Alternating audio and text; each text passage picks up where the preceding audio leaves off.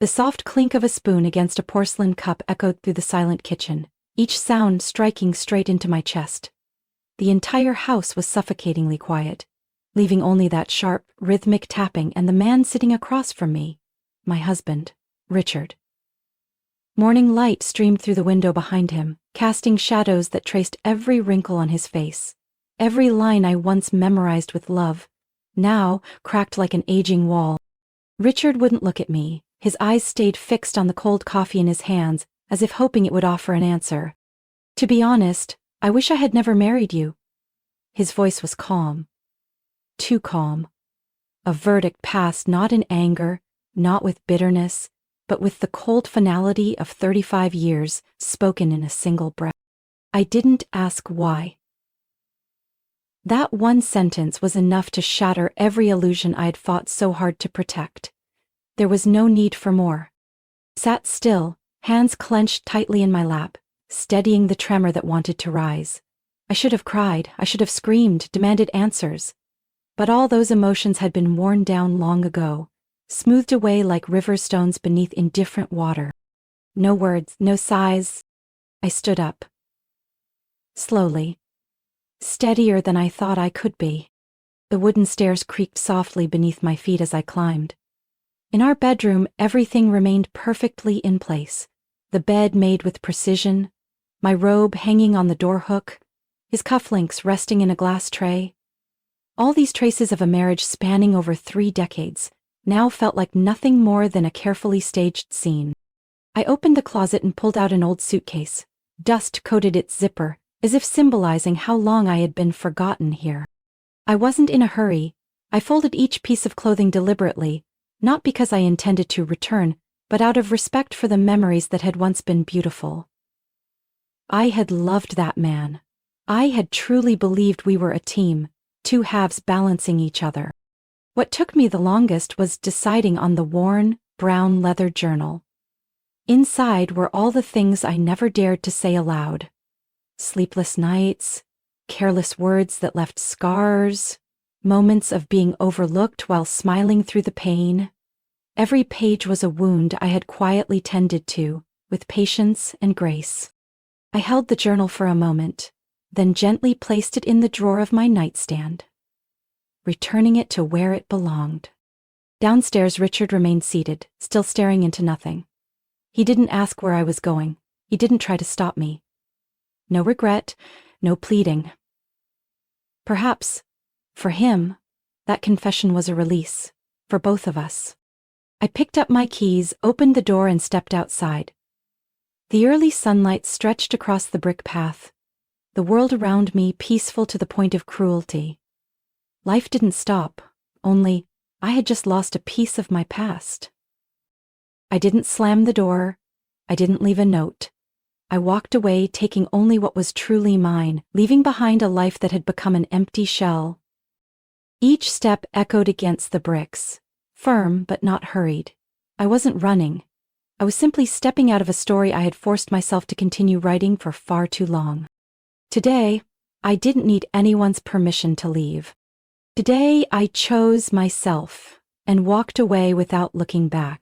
The day I first met Richard, I was 23, freshly graduated with a degree in education and a heart full of dreams. Back then, I imagined myself as a high school literature teacher, inspiring kids in a small Boston suburb, the place where I was born, where life was simple and safe. Richard was 4 years older, the first man who ever made me feel truly safe. He worked for a small construction company inherited from his uncle. He wasn't flashy, but he was solid, much like the man himself. The first time he asked me out, I thought he was just being polite. But when he stood in the rain after my shift, holding out an umbrella without a word, I knew. If this man ever proposed, I would say yes. And I did. We married when I turned 25. It was a simple backyard wedding at my mother's house. I wore her old wedding dress. Richard didn't make grand speeches, but the way he looked at me that day, it was enough to believe he would stay by my side forever. In the beginning, Richard was the husband everyone wished for. He'd get up early to make tea, always dropping in a thin slice of lemon because he knew my throat was sensitive. On weekends he'd take me on quiet walks along the Charles River, often surprising me with a single tulip, because, as he once said, Ella prefers simple things over grand bouquets. When I became pregnant with our first child, Alex, I told Richard I wanted to keep teaching after the baby was born. But life had other plans. One evening, as I sat rubbing my belly, feeling tiny kicks beneath my skin, Richard took my hand and said, "You can stay home to care for our child. I'll take care of both of you." His words weren't a command, they were a promise. And I believed him. I left my job. Temporarily, I told myself. But that temporarily stretched into 10 long years. After Alex came Lily, and soon our small house was always filled with the sounds of children. I gradually let go of my dream of standing in front of a classroom because every day of mine now began with making breakfast for the kids, doing laundry, cleaning up, and long evenings waiting for Richard to come home late. I didn't see it as suffering, on the contrary. Back then I was proud that I kept our family running smoothly. Richard remained hardworking. He never forgot to bring back small gifts after business trips. A silver bracelet, a cookbook, even a postcard once with a brief line, "I know you'd love the sunset here." But those gifts became fewer. Just like the moments he truly looked at me and asked, "How are you doing?" Instead, phone calls home grew rushed, family dinners became rare. Richard spent more time on his phone, immersed in contracts, endless meetings. He was still the calm man I knew, never raised his voice, never harsh, but his silence? That was the sharpest blade. I used to believe every long marriage would turn out this way. Less romance, more responsibility, no more evenings holding hands watching movies, no more spontaneous kisses in the kitchen. But in return there would be stability, the quiet safety of having each other. I was wrong. The silence between us wasn't peace, it was emptiness. I started to realize I was living in a house where everything functioned perfectly, except for the marriage itself. There were evenings I sat by the window, staring at the empty street outside, waiting for Richard to come home just to hear him ask, "How was your day, Ella?" But he would walk past me as if I were a piece of furniture, as if my being there was simply a given, requiring no attention. Lily grew older, Alex went off to college. I thought once the kids grew up, Richard and I would return to those slow, easy mornings together, take small trips like we used to. But Richard never mentioned such plans. Our future together was a topic that simply never came up. I kept the house clean, cooked dinners filled with his favorite dishes, only to see them grow cold on the table when he texted, "Working late tonight." No apology, not even a hint of guilt. Yet I kept holding everything together, pretending nothing had changed. I told myself, that's what a woman should do, keep the home warm, preserve the little things her husband no longer noticed. But I had forgotten to ask myself, who was going to keep me? It was during those long lonely nights that I began to write. Not letters to send, but entries in a journal meant only for myself. Each page was an admission of my solitude. No one else heard, but at least I was finally listening to myself. I never imagined there would come a day when I would leave. But when Richard said those words this morning, "I wish I had never married you," I knew the part of me that belonged in this marriage had died a long time ago. I had simply just now accepted it. I can't even remember the last time Richard asked me what I wanted for breakfast, maybe 3 years ago, maybe longer. Or maybe he never really did and I had simply clung to a comforting illusion of the man he used to be. Last winter, on my birthday, the kitchen lights were on early. Not because someone was planning a surprise for me. No, as always, it was me.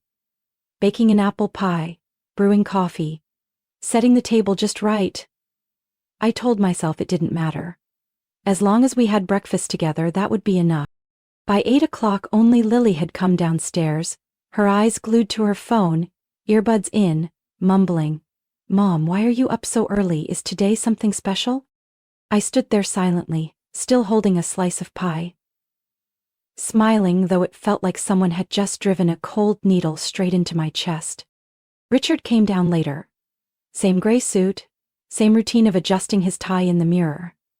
But this time he didn't even glance at the pie I had placed in the middle of the table. "I need to get to the site early. Don't wait for me for breakfast." His words drifted out casually and he left, the door slamming harder than any birthday greeting I had hoped for. I sat down, cut a piece of pie, and chewed slowly, as if eating my own patience. I didn't cry, but I couldn't pretend not to feel anything either. The signs of my disappearance began with small things like that. Questions no longer asked. Shared routines replaced by his own schedule. One evening, I told him about an art class I wanted to take. Richard just murmured an uh-huh, eyes still locked on his laptop screen, not even asking a single follow-up question. Lily grew up to be so much like her father. She adored him, something I never denied. But as the years passed, an invisible wall rose between mother and daughter. Perhaps because I no longer had a job, couldn't tell stories about million-dollar deals or glamorous business trips. My stories, about the kitchen, the garden, to Lily, they were nothing more than background noise. One evening, during a rare family dinner where everyone was present, Lily excitedly shared about a new project at her company. I nodded, ready to ask more about her plans when Richard interrupted. "Your mom probably only understands strawberry jam these days, Lily. Try not to use complicated terms." It sounded like a joke, but it landed on the table like a heavy stone. Lily laughed and added without a second thought, "Well, it makes sense. Finance isn't really for someone who spends her days baking and arranging flowers." I smiled, as if I too found it funny. But inside, a small piece of me cracked. I began to realize I was no longer Richard's partner. I was the woman who kept the kitchen warm, who reminded him to take a raincoat on stormy days, who stood quietly behind him at parties smiling as expected. But real conversations, genuine glances shared between us, those had disappeared long ago. That night, as I washed dishes under warm water, I caught my reflection in the window glass. A woman with a faint smile, her back slightly hunched, as if she had grown used to shrinking herself, to fit into a space she once believed was home. I used to think if I tried hard enough, stayed gentle, stayed patient, Richard would look at me the way he once did. But the more patient I became, the more invisible I became. Even I had started to forget who I used to be. Lately, Lily barely called. Quick, curt messages. "Are you okay, Mom?" And before I could even type a reply, another message would appear. "Sorry, in a meeting now." Richard continued his late nights. The reasons were always the same. Projects, partners, work. I stopped asking. Not because I believed him, but because I was too exhausted to hear another hollow explanation. One time, I happened to check our joint credit card transactions. Lavish dinners at restaurants I had never been invited to. Hotel bills charged right after office hours. I thought about confronting him.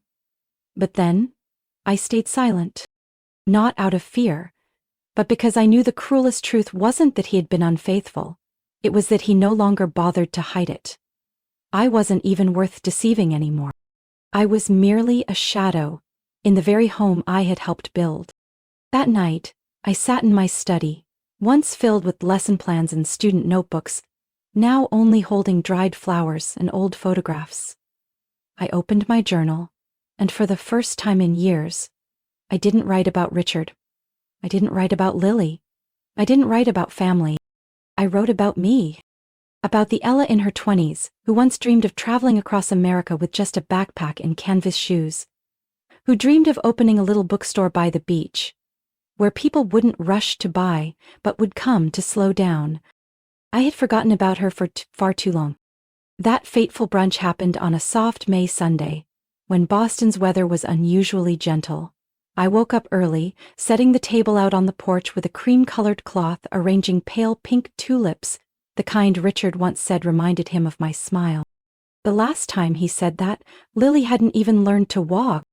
That day I prepared everything carefully. Mushroom quiche, mango avocado salad, fresh squeezed orange juice. Alex had said he'd stop by with his new girlfriend, and Lily had reluctantly confirmed she would try to swing by. I thought, surely, this would be a chance for the family to come together. A beautiful day, a table full of food. What could possibly go wrong? Everything. Alex arrived early, still the only kind soul left in this family. He wrapped me in a hug, whispering, "You're still the best cook, Mom." His words nearly brought me to tears.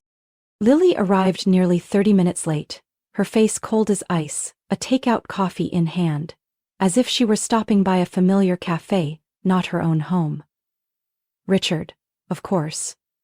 Only showed up after I had finished setting the table. Sleeves rolled up, phone never leaving his hand.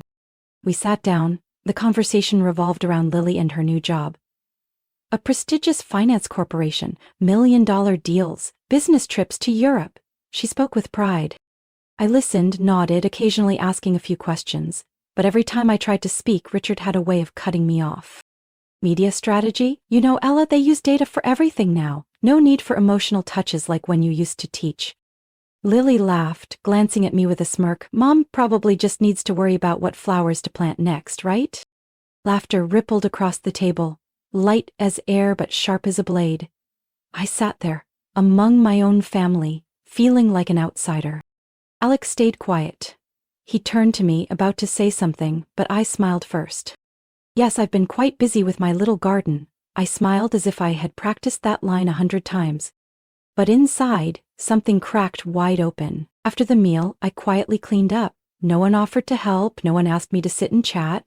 They left, leaving behind an empty table and shards of my self-worth scattered in the silence. That night I couldn't sleep. I sat in the old armchair in the living room, the warm light casting soft shadows on the family photos lining the walls. In every picture, I stood there, always one step behind Richard, always smiling right on cue. I realized I had stopped existing as an independent person without even noticing when it happened. The next morning I called Marlene. Arlene had been my best friend since college. She now lived alone in Salem, just over a 30-minute drive from Boston. We kept in touch, though not as often as before. But unlike everyone else, Marlene always asked me one very real question. Ella, who are you living for? When I told her I wanted to stay over for a few days, Marlene didn't ask why. She simply said, my door is always open, and you don't need to bring anything except yourself. I hung up, opened the closet, and reached for my smallest suitcase. This wasn't an impulsive decision. It wasn't the heat of anger. It was the result of thousands of tiny cuts. From cold dinners to careless words, from indifferent glances to years of silence. I left a small note on the kitchen table. Not a goodbye letter, just 2 simple sentences. I'm going to find Ella again. If anyone cares, you can start by remembering when my birthday is. Marlene's apartment was small but warm. There were no expensive sofas, no showy book displays. But everything in that space breathed the life of someone who lived true to herself. That first night I stood in front of the mirror for a long time. Not searching for wrinkles, not measuring age. I just wanted to look straight at the woman in the reflection. The woman I had forgotten for decades. The Ella of long ago used to love reading poetry by the window, dreamed of learning to paint, imagined solo trips to faraway places. But through the years, I had quietly turned myself into a shadow, serving everyone else, even myself. I don't think you're weak, Ella. Marlena placed her hand on my shoulder. Her gaze was not pitying, only deeply understanding. You just forgot that you deserve to be heard too. That night, I opened my journal, its first page blank after so many years. But this time, I didn't write about Richard. I didn't write about Lily. There were no complaints, no bitterness. I wrote about me. I am Ella, and starting tomorrow, I will learn to treat this woman with the kindness she has always given the world. I set the pen down and sighed. But it wasn't a sigh of resignation. It was the breath of someone who had just cut through an invisible rope that had bound her for 35 years. I knew the road ahead wouldn't be easy, but at least this time I would be the one choosing each step for my life. Marlene's little apartment soon became a safe space for me. No more slamming doors. No more Richard's indifferent stares or Lily's cutting remarks. Just the morning birds. The rich aroma of coffee and a stillness quiet enough to finally hear myself. 3 days after leaving home, I did something I hadn't done in 35 years. I opened a bank account under my own name. The young clerk smiled and asked if I wanted a debit card with my name printed on it. I nearly cried when I saw Ella Hartman appear on the confirmation screen. A name, so familiar, yet for so long no longer tied to any real choice. When was the last time I signed a financial contract on my own? Probably when I bought my silver used car before marrying Richard. Since then, everything had been under the label of someone's wife. Walking out of the bank, the June sunlight bathed the sidewalks of Salem, soft as a greeting. I held the new card tightly in my pocket, feeling like I had just taken another step toward freedom. Marlene looked at me with a mischievous glint in her eyes. "Think it's time you visited an old friend." I was puzzled at first but then laughed when I realized she was talking about the old cabin by Harmony Lake, where I used to spend summers with my parents. That cabin had almost slipped from my memory after they passed. Richard once said it wasn't worth investing in, so I let it fade into the background. But legal papers don't forget. That little house still bore my name. A week later, I drove Marlene's old car back to Harmony. The cabin appeared through the tall pines, its roof blanketed in green moss, wooden steps weathered but still sturdy. It wasn't a luxurious home, but to me, it was the last piece of earth that was truly mine. I spent 2 days cleaning every cobweb pulled down, every window scrubbed until it gleamed. At times I paused, breathless, my back drenched in sweat. But the feeling was different. Tiring but liberating. That first evening in the cabin, I baked an apple pie, using my mother's old recipe. Not to serve anyone. Not out of wifely duty. But simply because I loved the way cinnamon filled the kitchen air.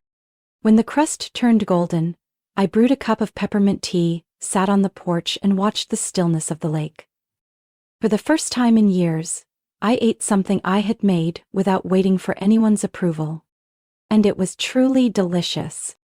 I started journaling again, but no longer about Richard's neglect or Lily's indifference. Instead, I wrote down things I wanted to try. Painting, planting lavender, building a small bookshelf with my own hands. Day 1. Buy watercolor paints. They don't have to be fancy, just enough to get started. Day 3. Research how to grow herbs in the backyard. It would be lovely to pick fresh mint leaves for tea every morning. I had never found myself so interesting. Every morning, I took walks along the lake, listening to the crunch of gravel beneath my feet, filling my lungs with the scent of pine and damp earth. Sometimes, I would stop and stare at the wildflowers by the roadside, just to admire them, with no purpose at all. In those slow, quiet moments, I felt my own existence more clearly than ever. One afternoon I stood in a small stationery shop downtown, my fingers brushing over boxes of watercolor paints and notebooks with simple hardback covers. The shop owner, a woman in her 40s with a warm smile, approached me. "First time trying to paint? Don't worry. Art isn't meant to please others. It's for you to see yourself." Her words struck me like a gentle awakening. That evening I sat at a small wooden table, soft yellow light casting a glow on the blank paper. My first brushstrokes were shaky, clumsy, but with each wash of color spreading across the page, I felt my heart soften a little. It wasn't a masterpiece.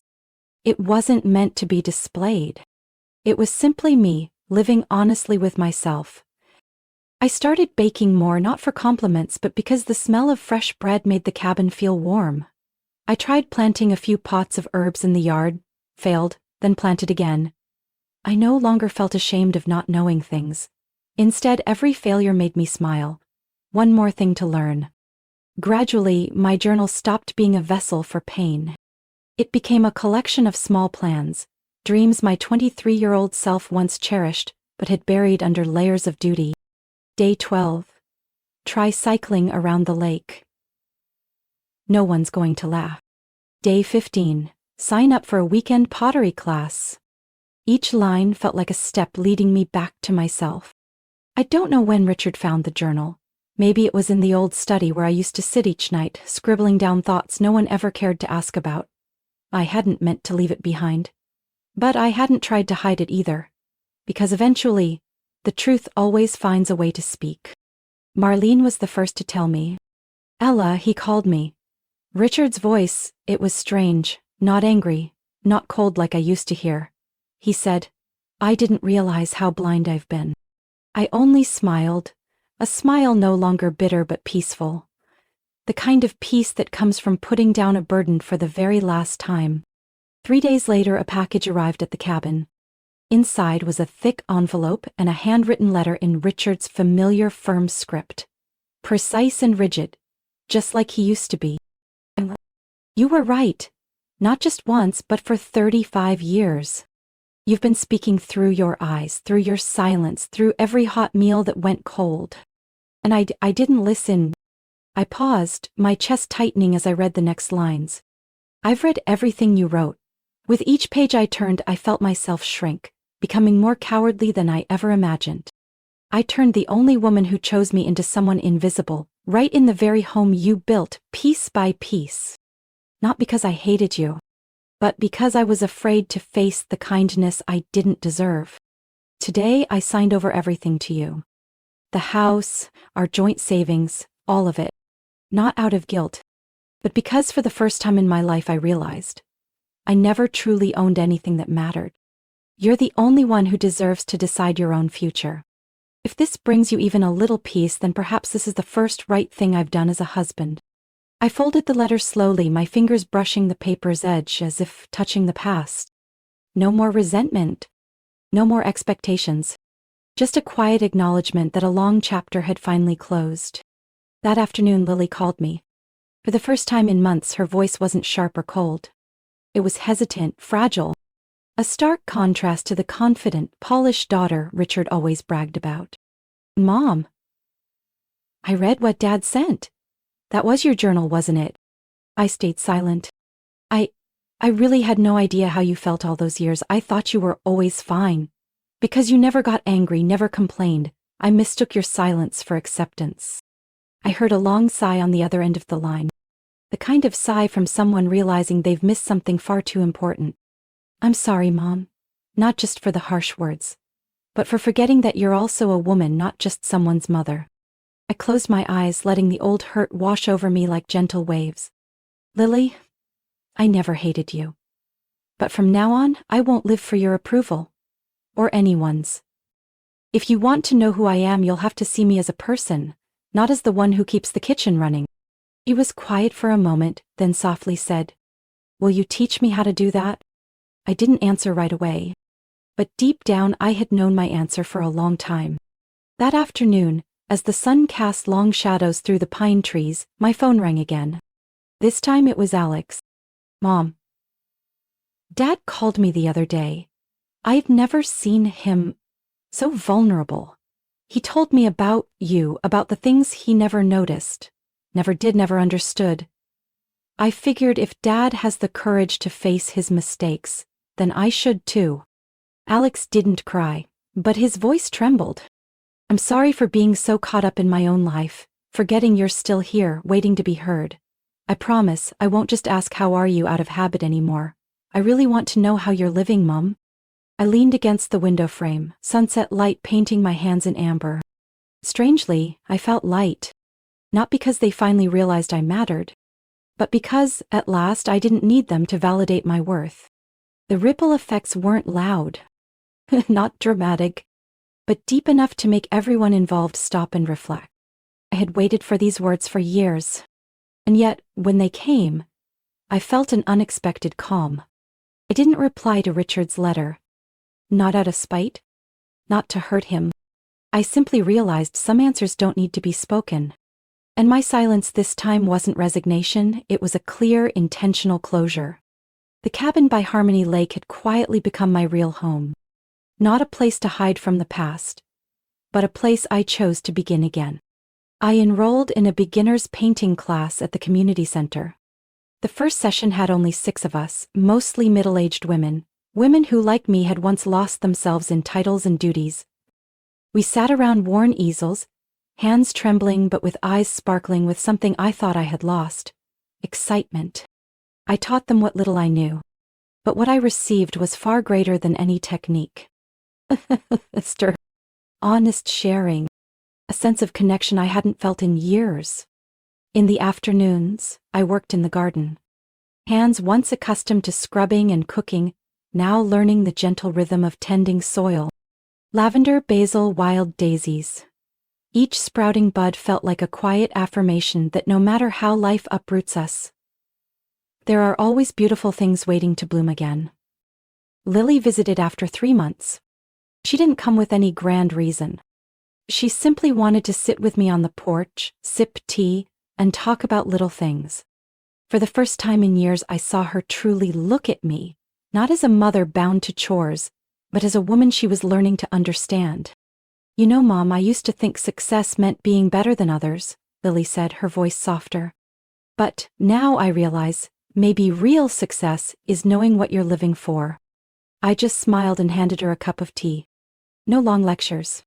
No need to cling to the image of the perfect mother.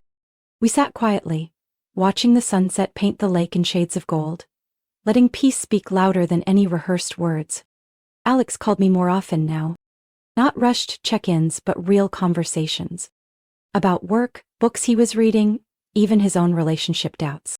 I was no longer just the one worrying over his meals, I was a friend, a listener.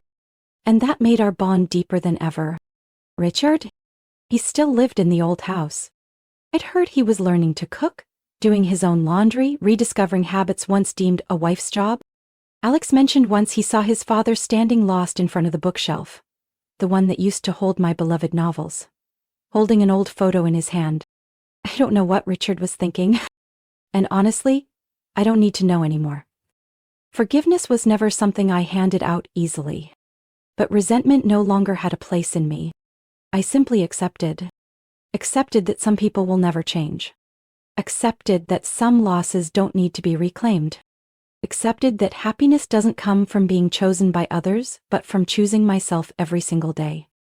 Late in the afternoon, as golden sunlight poured over my small garden, I stood among the lavender, my hands dirty, my heart light.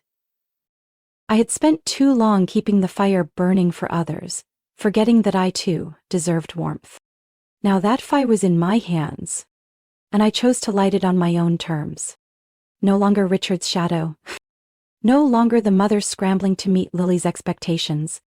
No longer the woman silently enduring to keep up the illusion of a perfect family.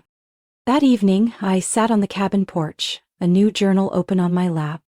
Not to write about old sorrows, but to record a simple truth. I don't need anyone to choose me. I have chosen myself. And that is the best thing I've ever done. A gentle breeze swept through, carrying the sweet scent of lavender. I felt at peace. Not hoping, just at peace. Ella's story is not just about leaving a cold marriage. It's a powerful reminder of the value of living true to oneself. In today's world, many women quietly sacrifice, forgetting that happiness doesn't come from pleasing others. Only when we dare to let go of invisible chains do we truly find ourselves again. Ella's quiet journey speaks for all of us. The right to choose happiness always belongs in our own hands. What do you think about Ella's journey? Have you ever seen yourself in this story? Share your thoughts in the comments below. And don't forget to follow the channel for more meaningful stories about life, family, and self-worth.